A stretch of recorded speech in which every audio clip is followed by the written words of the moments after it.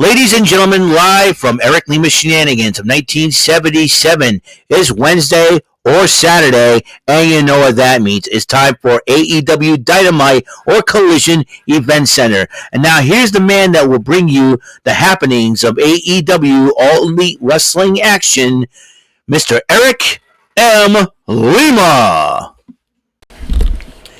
Thank you very much, Mr. Announcer, sir. Well, hello there, everyone. Welcome to once again to another episode of Eric Lima Shenanigans, 1977 episode 2527, ladies and gentlemen. We got a lot of, I told you we got a lot of wrestling this week, and I'll tell you something. Wrestling Monday through Saturday is a lot of fun to watch. Go wrestling. We're going to talk about what happened on AEW Dynamite once again, emanating in Philadelphia from the 2300 Arena, the famous ECW Arena. That's right. I'll tell you one thing. One thing you gotta give credit to. The ECW Arena has hosted NXT live, an NXT event, a TNA event. Now, oh no, did they have hosted a TNA event? I don't know. Now they hosted an AEW event. So, and as you know, speaking of NXT. This coming Tuesday, Full Sail University, where NXT originally started, will is officially branded. They'll make the return, homecoming. So you're going to see a lot of wrestlers that were in NXT from the now are on the main roster make an appearance. And a lot of people are asking what the heck is going on with Stephanie Vaquer.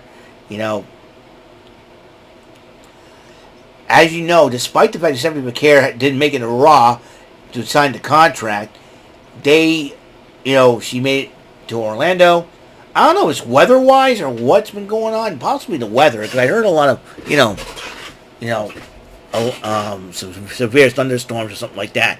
That could be the reason why Stephanie Vaquer did not make it to Milwaukee for Monday Night Raw. That's my guess. That's my guess. I really don't know for sure. But we're going to talk about the WWE. We're talking about AEW. Bryan Danielson kicks off Dynamite as he joins the commentary team alongside Excalibur and Taz. Man. One of those pizza bites, man. They made me gassy. Anyways. Hangman Adam Page took on Josh Alexander in a non-title matchup. Don Callis, of course, a.k.a. the Hot Dog, a.k.a. Peckerhead. Because he like Mark Briscoe said, he looks like Elton John dresses a prosthetic penis for Halloween. To Mark Briscoe. And he looks like a hot dog. And you know another name for hot dog? Wiener. What's another name for wiener? I can't take it. Every time you're so at you say, oh, he looks like he's constipated every time he says his name. Don Callis joins on commentary, and Hangman Adam Page took on Josh Alexander. Well, I like to call the Canadian version of Rick Steiner because he always wears that headgear that Rick Steiner wore back in the day. Anyways, now he joins the commentary. Then he jumps on the apron to distract the referee during the matchup, while Lance Archer and Rocky Romero get involved during the matchup. But Hangman Adam Page outsmarted both of them, and then Hangman Adam Page ended up being the winner. Then he addressed the Philly 2300 Arena crowd after the matchup, and he was interrupted by Kyle Fletcher. And he was addressing about whether or not to accept Fletcher's challenge for the AEW World Title. He says, well, if I'm going to accept this fight, here's the deal. You're going to be a man of my word. You are going to keep Don Callis' family behind. Leave them in the back. Leave them in the back. He says he sees a lot of potential. Hangman Adam Page tried to give him his props and all that, trying to give him a little bit of respect. But it looks like Kyle Fletcher, he goes, but you're not ready to take this title. And so Kyle Fletcher goes, I'll keep him in the back. So they say fine. So, and And then MJF addresses Mark Briscoe after a collision. So we're going to hear from Mark Briscoe this coming Saturday what stipulation with a matchup all out between him and MJF. MJF just recently got married, so congratulations to Alicia Atut, one of the AEW roving reporters. So congratulations to Alicia and Max. And I know Alicia was known as Tits McGee from Horror Island. That was by MJF when they first met, which I think, who would thought that MJF using the Anchorman line would actually pick up a chick and get married to her.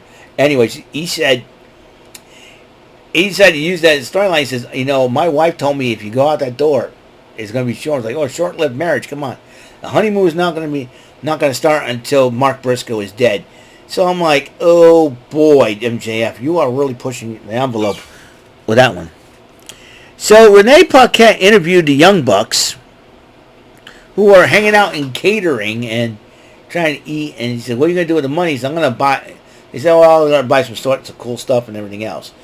So they try to sit in the cafeteria next to the Dark Order, and then Dark Order says, no, these seats are taken. Get out of here. And then they see Brendan Cutler and sits down, and then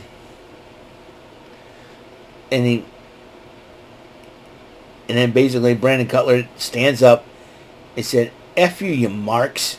Oh, doesn't that feel good? So, and then John Moxley sits down to them and said, hey, if you guys show up, we win the match, you get $250,000 apiece. Fine. Fine, okay. So there's that situation. And I will explain that because the main event is a $500,000 10-man tag team matchup. So, and whoever wins gets $100,000 apiece. It's the Opps and Brodido, who have all the tag gold. Opps Trios champs, Brodido tag team champs against the Young Bucks and the Death Riders. Meanwhile, women's tag match action is the returning Riho took on Alex Windsor. Well, Ospreay, you dog, you. Against the TBS champ Mercedes Mone and Emi Sakura, who is the teacher for Riho. And Riho and Windsor won with a double single leg crab submission hold. Renee Paquette interviewed Ricochet and GOA. The Gates of Agony to say, hey, her syndicate will have a gentleman's agreement. I'm going one-on-one with Shelton Benjamin. Shelton Benjamin, you keep Bobby Lashley MVP in the back. I'll keep the GOA in the back. What do you say? And then they did a little video package for FTR and Adam Copeland and Christian Cage. It was supposed to be a dream matchup, and then Stokely Hathaway said, this is BS. Stokely Hathaway, every time he goes, gets his grumpy face. He looks like if Charles Barkley and Kevin Hart's DNAs got mixed up in a freak science lab, and then use a shrinking ray, you get or I like I think Stokely Hathaway looks like if somebody shrunk Bad News Brown in a dryer. God rest Bad News Brown's soul. But might I digress? And then FTR was talking some smack, some fans getting the fans' faces and all that, and the cameraman was in the way and actually bumped into Dax Harwood. They knock him down. They started attacking the cameraman and the stagehand that was helping the cameraman out. So I wouldn't be surprised if FTR got fined for that. Tony Khan, do something. So anyways, Renee Paquette interviewed the Hurt Syndicate relaying what Ricochet and GOA had to say. And then MVP goes, fine. And even Shelton Benjamin says, you know what? I got this. Don't worry. And so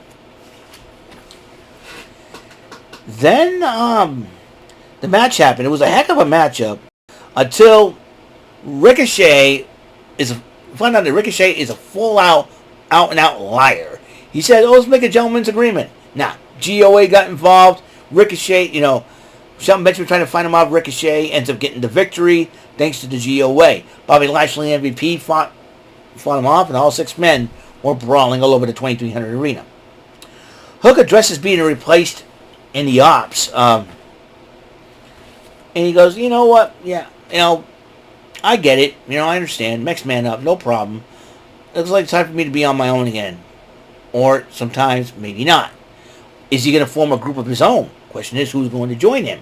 If that's the case, who knows? Who knows what the story of Hook is, and at least Hook knows and understands where Samoa Joe is coming from. Alrighty then. And then Tony Schiavone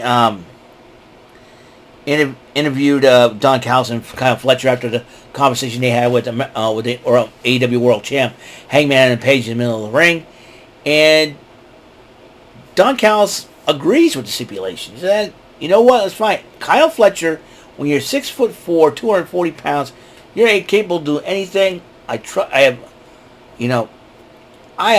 no problem with this." And then Kyle Fletcher goes, "You have to trust me now." And Don Callis goes, "Yes, I trust you." So that's the agreement they count upon. So the title match is official. Hangman Adam Page will defend the AEW World Title against the Don Callis family's Kyle Fletcher at All Out, starting at 3 in the afternoon. Meanwhile, a battle of lovely ladies, lovely curves. But this next matchup is anything but lovely. A Philly street fight.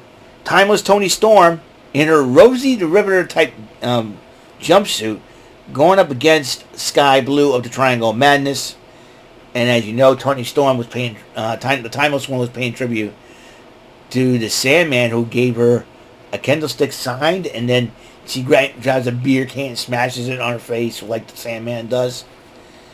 And during the matchup, good Lord, a staple gun was involved in this Philly street fight. And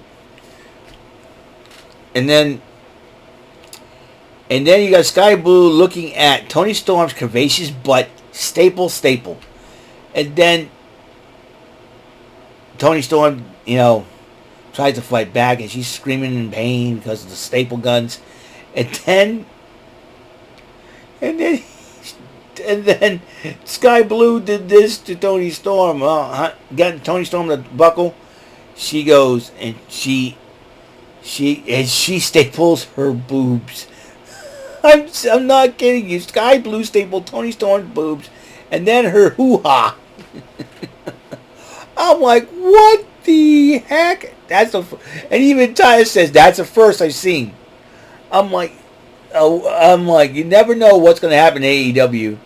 I mean, here's the deal. Skye Blue stapled the lady's boobs, her hoo-ha, and her butt. I mean, yeah, I'm calling it a hoo-ha. I am not calling it something else. I am not doing it. I mean, I'm like, what the heck?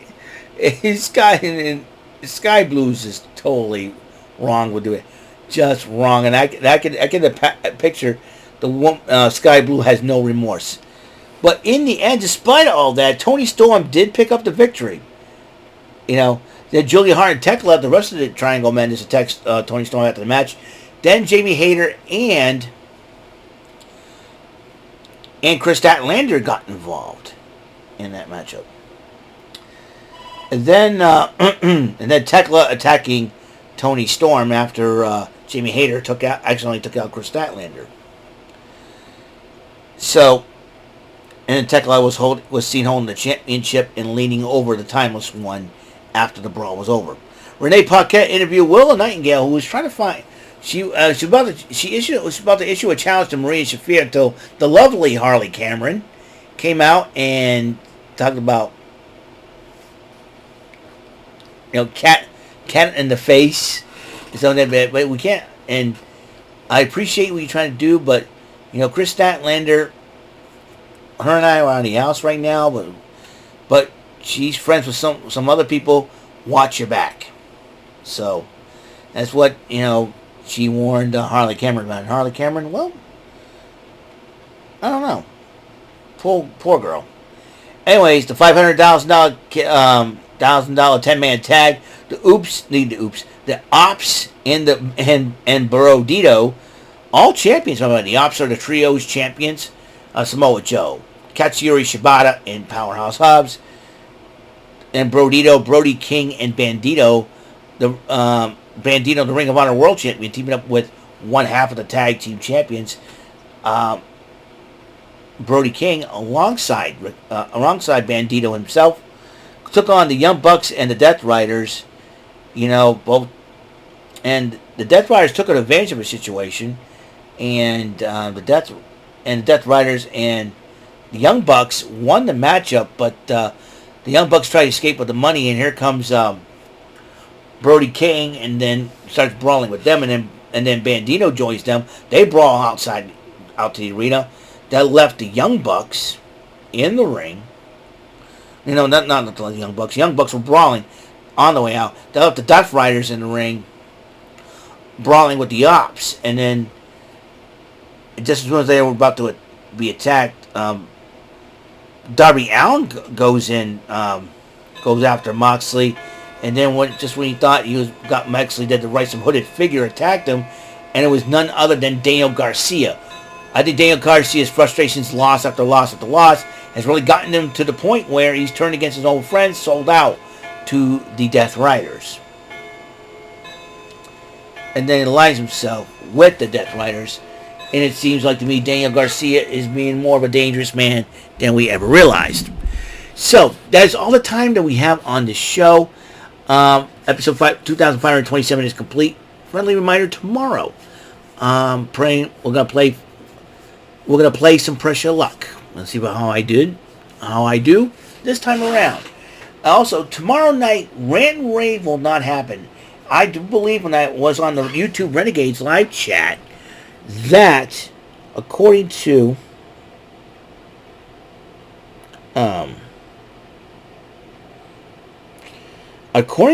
what my good friend Jordan has said, and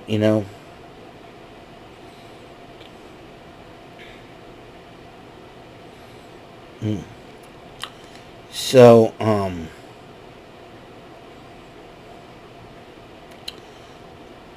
let's see.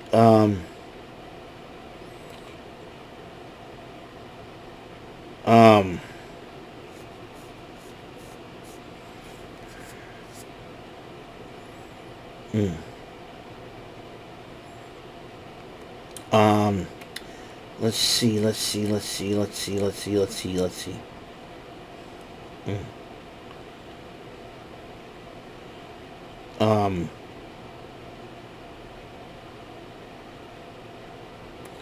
Let's see if I can find it. On the YouTube Renegades, yeah.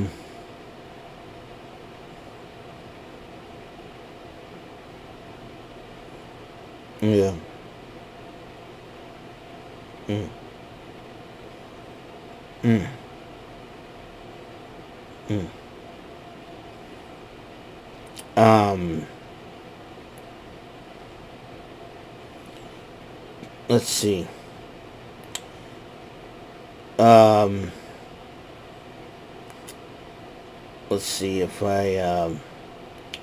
Let's see if I can find it.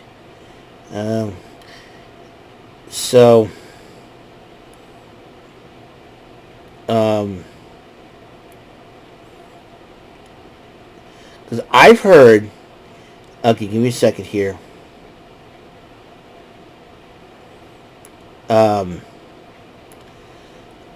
I think, give me a second here, folks. I think Jordan says that he will, do Chilling with Jordy tomorrow instead of Rant and Rave, because Rant and Rave is moving Friday because Brandon had the PA system, the PA duties for the college sports and all. But, however, Chilling with Jordy will take place tomorrow, I think, according to what he's saying, to fill in that time slot for Rant and Rave. I do believe that. So hopefully I'll be there tomorrow. We'll probably discuss a lot of things that have happened because everybody's talking about YouTube Renegades. So, that's all the time we have on the show. Thank you for tuning in, and until the next episode comes rolling around, Mr. Announcer, take us home. That is all for today's episode of the show. This is Mr. Announcer speaking for Eric Lima Shenanigans of 1977. A Big Beefy E and do it for Bob Saget production, and in association with a Raving Bull for 3000 Telepictures and Distribution. Thank you for watching another episode of Eric Lima Shenanigans of 1977. See you later on the next episode of the show. Goodbye for now.